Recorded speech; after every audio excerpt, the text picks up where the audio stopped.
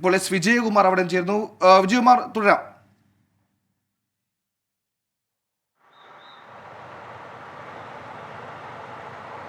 നമ്മൾ ഈ ദൃശ്യങ്ങളിൽ കാണുന്നത് രക്ഷാപ്രവർത്തനം, ഇന്നത്തെ അവരുടെ ജോലി ദൗത്യസംഘം ഏറെക്കുറെ പൂർത്തിയാക്കിയ ശേഷം അക്കരയിൽ നിന്ന് മടങ്ങുകയാണ്. അവർ ഓരോരുത്തരായി ഇവിടേക്ക് വന്നുകൊണ്ടിരിക്കുന്നത്. ഇനിയിപ്പോൾ ഒന്നോ രണ്ടോ ആളുകൾ മാത്രമേ അവിടെ അവശേഷിക്കുന്നുള്ളൂ. ബാക്കി മുഴുവൻ ആളുകളും അവരുടെ ദൗത്യം ഇന്ന് പൂർത്തിയാക്കി ഇവിടെ എത്തിയിട്ടുണ്ട്. ദൃശ്യങ്ങളിൽ കാണാം, റോപ്പ് വേയുടെ സഹായത്തോടെയാണ് അവർ ഇത്രയും സമയം അവിടെ അവരുടെ ജോലി പൂർത്തിയാക്കിയത്. ഇപ്പോൾ അത് അവർ ആ റോപ്പ് വേയിലൂടെ തന്നെ ഇവിടേക്ക് വരികയാണ്. താഴെ ഈ കുത്തി ഒഴുകുകയാണ് ഇപ്പോഴും ആ അരുവി കണക്കെ.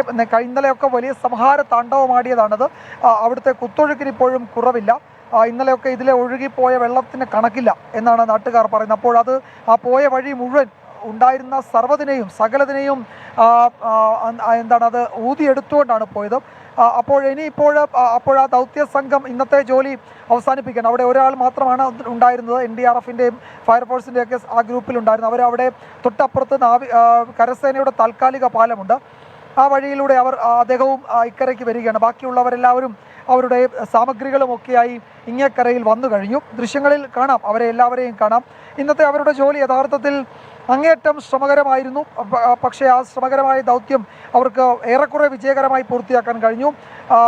ആർമി, നേവി, അതുപോലെ തന്നെ ഡിസാസ്റ്റർ മാനേജ്മെൻറ്റ്, ഫയർഫോഴ്സ്, പോലീസ്, നാട്ടുകാരുടെ വിപുലമായ സംഘം, സന്നദ്ധ പ്രവർത്തകർ, അങ്ങനെ എന്ന് വേണ്ട എല്ലാവരും ഒരുമിച്ച് നിന്ന് നടത്തിയ ശ്രമകരമായ ദൗത്യത്തിനൊടുവിൽ ഏതാണ്ട് 800-ലും 1000-നും അധികം ആളുകളെ ജീവനോടെ തന്നെ കാര്യമായ പ്രശ്നങ്ങളൊന്നുമില്ലാതെ മുണ്ടക്കൈ മേഖലയിൽ നിന്ന് തിരികെ നമുക്ക് തീരത്തേക്ക് കൊണ്ടുവരാൻ കഴിഞ്ഞത്. നിർഭാഗ്യവശാൽ കുറേ ആളുകളുടെ മരണം സംബന്ധിച്ച വിവരം നമുക്ക് ഈ പകലിൽ നമ്മളത് കേട്ടു. ജീവനറ്റ ചേതനയറ്റ മൃതദേഹം ഈ റോപ്പ് വേയിലൂടെ നമ്മൾ നിൽക്കുന്ന ഭാഗത്തേക്ക് കൊണ്ടുവരുന്ന വേദനാജനകമായ, ഹൃദയഭേദകമായ, ഹൃദയം തകരുന്ന കാഴ്ചയ്ക്ക് നമ്മൾ സാക്ഷ്യം വഹിക്കുകയും ചെയ്തു. ഇനിയും മണ്ണിനടിയിൽ അതിൻ്റെ ആഴങ്ങളിൽ എത്രയോ ആളുകൾ കുടുങ്ങിക്കിടക്കുന്നുണ്ടാകാം എന്നതിൽ കണക്കുകളൊന്നുമില്ല. മുണ്ടക്കൈ ഭാഗത്തേക്ക് പോയ ആളുകൾ പറഞ്ഞ് അവിടെ അവരുടെ കഴുത്തൊപ്പം ചെളി നിറഞ്ഞു കിടക്കുകയാണ്. അതിനിടയിലാണ് നാളെ നമ്മൾ ആളുകളെ തിരയേണ്ടത്. അപ്പോൾ അവിടെ എന്തായിരിക്കും അവസ്ഥ എന്ന് നമുക്ക് ഊഹിക്കാവുന്നതേ ഉള്ളൂ. ഇനി അതുകൂടാതെ ഈ മറ്റു ഭാഗത്ത് ഇതിനോട് ചേർന്ന മറ്റു പ്രദേശങ്ങളിലൊക്കെ മൺകൂമ്പാരങ്ങളുണ്ട്, അവിടെയൊക്കെ തിരയണം. ഇപ്പോൾ ഇവിടെ ഈ പുഴ അല്ലെങ്കിൽ ഈ അരുവി ഇങ്ങനെ കുതിച്ചു പായുന്നതിൻ്റെ താഴെ ഒരു ഭാഗത്താണ് മണ്ണും കല്ലും മരങ്ങളും ഒക്കെ കൊണ്ട് ഈ ഒഴുക്ക് കൊണ്ട് ഡംപ് ചെയ്തിരിക്കുന്നത്. അതിനിടയിൽ ധാരാളം ആളുകൾ ഇന്നലെ കുടുങ്ങിപ്പോയിരുന്നു. പലരെയും ജീവനില്ലാത്ത അവസ്ഥയിലാണ് അവിടെ നിന്ന് എടുത്തത്. അപ്പോൾ ഇനി അവിടെ ആളുകൾ ഉണ്ട് എന്നാണ് നാട്ടുകാർ പറയുന്നത്. അപ്പോൾ അവിടെയും വലിയ തെരച്ചിൽ നാളെ നടത്തേണ്ടതുണ്ട്.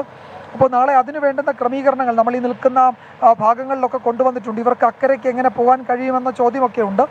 എന്തായാലും പോയേ പറ്റൂ, എത്തിച്ചേ പറ്റൂ, അവിടെ തെരഞ്ഞേ പറ്റൂ, അതാണ് അവസ്ഥ. അപ്പോൾ ഏത് പ്രതികൂല സാഹചര്യം ഉണ്ടെങ്കിലും നാളെ ഈ തെരച്ചിൽ നമ്മൾ കരുതിയതിനപ്പുറത്തേക്ക് വേഗത്തിൽ മുന്നോട്ട് പോകണം. ഇന്ന് ഉച്ചയ്ക്ക് ശേഷം തോർന്ന ഒരു കാലാവസ്ഥ ഉണ്ടായിരുന്നു, വെയിലൊന്നുമില്ലായിരുന്നു, എങ്കിലും മഴയ്ക്ക് കുറച്ച് ശമനമുണ്ടായിരുന്നു. അപ്പോൾ ആ ഒരു കാലാവസ്ഥയിൽ കുറെ കൂടി മെച്ചം നാളെ ഉണ്ടാകുമെന്ന് കരുതും. റെഡ് അലേർട്ടാണ് നാളെയും വയനാട്ടിൽ. പക്ഷേ എങ്കിലും മഴ കാര്യമായി പെയ്യുന്നില്ലെങ്കിൽ നമുക്ക് ആശ്വസിക്കാം, ആ തെരച്ചിലിന് അനുകൂലമാകുന്ന ഒരു സാഹചര്യം ഉണ്ടാകുമെന്ന്. അതിനുവേണ്ടി കാത്തിരിക്കുകയാണ് എല്ലാവരും. ഇന്നത്തെ ജോലി അവസാനിപ്പിച്ച് നമ്മളുടെ രക്ഷാപ്രവർത്തക സംഘം അത് എല്ലാവരുമുണ്ട്. ആർമിയും നേവിയും അതുപോലെ തന്നെ വ്യോമസേനയും ഫയർഫോഴ്സും NDRFും കേരള പോലീസും നാട്ടുകാരും സന്നദ്ധ പ്രവർത്തകരും ഒക്കെ അടങ്ങുന്ന വിപുലമായ ഒരു സംഘമായിരുന്നു ഇന്നത്തെ ഈ പ്രവർത്തനങ്ങൾ ഏകോപിപ്പിച്ചത്. 1ാം നിര, 2ാം നിര, 3ാം നിര, 4ാം നിര എന്നൊക്കെ പറയാവുന്ന തരത്തിൽ എല്ലാ മേഖലകളിലും അവർക്ക് വേണ്ടുന്ന സൗകര്യങ്ങളൊക്കെ ഒരുക്കാൻ, വലിയ സഹായമൊരുക്കാനൊക്കെയുള്ള ആളുകളും ഉണ്ടായിരുന്നു. വളരെ അച്ചടക്കത്തോടെ നമുക്ക് ഇന്ന് ആ ജോലി പൂർത്തിയാക്കാൻ കഴിഞ്ഞു. നാളെയാണ് ഇനി ശ്രമകരമായ ഈ ദൗത്യത്തിൻ്റെ 2ാം ഭാഗമുള്ളത്. അതിൽ നമുക്ക് നേരത്തെ പറഞ്ഞല്ലോ, ഇപ്പോൾ ഈ മുണ്ടക്കൈ ഭാഗത്തൊക്കെ പോയ ആളുകൾ നമുക്ക് നൽകിയ വിവരം ഭീതിജനകമായ വിവരമാണ്. അതുപോലെ ഈ നാട്ടുകാർ പറയുന്നതും വളരെ ആശങ്കപ്പെടുത്തുന്ന കണക്കുകളാണ്.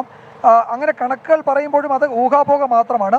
നമ്മളുടെ മുന്നിൽ എത്ര ആളുകൾ കുടുങ്ങിയിട്ടുണ്ട് എന്നത് സംബന്ധിച്ച കൃത്യമായ കണക്കുകളോ വിവരങ്ങളോ ഇല്ല. എന്നത് വലിയ വലിയ പ്രയാസമുള്ള കാര്യമാണ്. അപ്പോൾ നമ്മൾ തിരയേണ്ടത് ആരെ എന്ന ചോദ്യത്തിന് നമ്മളുടെ മുന്നിൽ അങ്ങനെ കണക്കില്ല എന്നൊരു പ്രശ്നമുണ്ട്. അപ്പോൾ ഇങ്ങനെ കണക്കില്ലാതെ വിവരങ്ങളില്ലാതെയാണ് നമ്മൾ തെരച്ചിലിന് നാളെയൊക്കെ ഇറങ്ങേണ്ടത്. അത് എത്രത്തോളം പ്രതിസന്ധി ഉണ്ടാക്കുമെന്ന് ഞാൻ പറയാതെ എല്ലാവർക്കും അറിയാമല്ലോ. അപ്പോൾ കണക്കില്ലാതെ ആളുകളെ പറ്റിയുള്ള വിവരങ്ങളില്ലാതെ നമ്മൾ തെരച്ചിൽ നടത്തണം. അപ്പോൾ അതിന് വേണ്ടുന്ന കണക്കുകൾ സമാഹരിക്കാൻ കഴിയുമോ എന്ന് റവന്യൂ വകുപ്പും മറ്റ് ഏജൻസികളും നോക്കുന്നുണ്ട്. അങ്ങനെ ഏറെക്കുറെ ഇപ്പോൾ ഈ അപകടത്തിൽപ്പെട്ട മുണ്ടക്കൈ മേഖലയിൽ എത്ര ആളുകൾ മിസ്സിംഗ് ആണ് എന്നതിൽ വിവരങ്ങൾ ഈ ഘട്ടത്തിലില്ല. ചൂരൽമലയിൽ എത്ര ആളുകൾ കുടുങ്ങിയിട്ടുണ്ട് എന്നതിൽ കണക്കുകളില്ല. അപ്പോൾ ഈ ഈ ദുരന്തമുണ്ടായതിൻ്റെ മറ്റു മേഖലകളിൽ എത്ര ആളുകൾ കുടുങ്ങി എന്നതിന് കൃത്യമായ വിവരങ്ങളില്ല. അപ്പോൾ വിവരങ്ങളുടെ അഭാവം നമ്മളെ ബാധിക്കുന്നുണ്ട്. അപ്പോൾ നാളെയും ആ വിവരങ്ങളുടെ അഭാവമുള്ള സാഹചര്യത്തിൽ തന്നെയാണ് തെരച്ചിൽ തുടരേണ്ടത്. അപ്പോൾ അതെത്ര പ്രായോഗികമാകുമെന്നറിയില്ല. പക്ഷേ തിരയാതെ വഴിയില്ല, തെരഞ്ഞേ മതിയാവും. തെരച്ചിൽ മാത്രമാണ് ഇനി നമ്മളുടെ മുന്നിലുള്ളത്. അതിന് സകല സംവിധാനങ്ങളും ഒരുക്കി രാവിലെ തന്നെ പണി തുടങ്ങുക, അല്ലെങ്കിൽ ആ ജോലി തുടങ്ങുക, ദൗത്യം തുടങ്ങുക എന്നതാണ് തീരുമാനം. ആ നിലയിൽ തീരുമാനമെടുത്താണ് ഇപ്പോൾ ഈ സന്നദ്ധ പ്രവർത്തകരും ദൗത്യ സംഘങ്ങളും ഇവിടെ നിന്ന് പിരിയുന്നത്. റിജിത്ത്, സുഹൈൽ. ഓക്കെ, വിജയകുമാർ തുടരുക. അങ്ങേയറ്റത്തെ ശ്രമകരമായ ദൗത്യത്തിനൊടുവിൽ ഇന്നത്തെ ദൗത്യം അവസാനിപ്പിച്ചുകൊണ്ട് ദൗത്യസേന തിരികെ പോവുകയാണ്. മുണ്ടക്കൈ ഭാഗത്ത് നിന്ന് പുഴയുടെ ഇക്കരെ എത്തി അവരെല്ലാവരും ചേർന്ന് മടങ്ങുന്നതിന്റെ ദൃശ്യങ്ങളാണ് പ്രേക്ഷകർ കാണുന്നത്.